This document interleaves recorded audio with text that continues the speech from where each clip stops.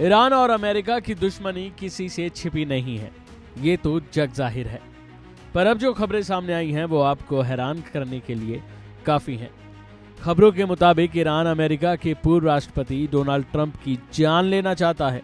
अमेरिकी खुफिया अधिकारियों ने ट्रंप को एक बार फिर खतरों से सावधान किया है। बताया जा रहा है कि अमेरिकी खुफिया अधिकारियों ने पूर्व राष्ट्रपति को ईरान से आने वाली जान लेने की धमकियों के बारे में जानकारी दी है और इस दौरान कहा है कि ट्रंप की जान को खतरा है।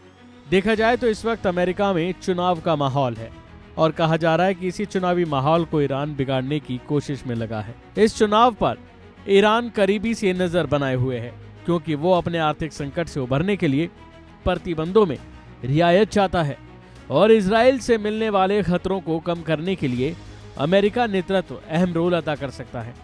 जानकारों का मानना है कि ट्रंप का सत्ता में आना ईरान के लिए फायदेमंद नहीं है। ईरान इस वक्त इजराइल के साथ प्रत्यक्ष और अप्रत्यक्ष रूप से जंग लड़ रहा है।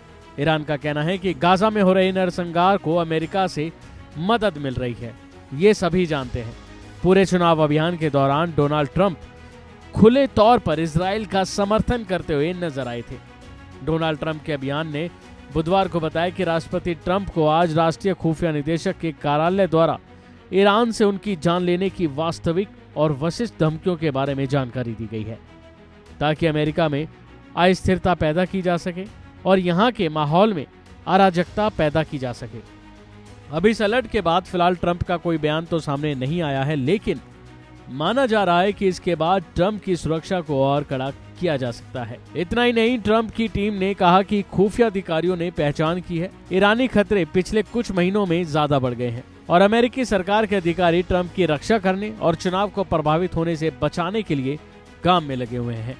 जाहिर है कि पेंसिल्वेनिया में 13 जुलाई को एक चुनावी रैली में ट्रंप पर अटैक से सब हैरत में पड़ गए थे। इस अटैक में वो बाल बाल बचे थे।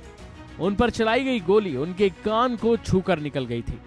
ये हमला 20 साल के एक युवक ने किया था जिसको मौके पर ही सुरक्षा कर्मियों ने मार गिराया था।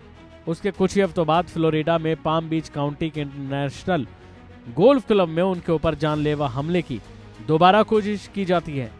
ट्रंप जब गोल्फ खेल रहे थे तब एक शख्स हथियार जैसी राइफल और गोप्रो कैमरे के साथ उनसे करीब 500 मीटर की दूरी पर ही था, लेकिन उसके कुछ करने से पहले ही सुरक्षा कर्मियों ने उसे देख लिया और इसके बाद हमलावर को अरेस्ट कर लिया।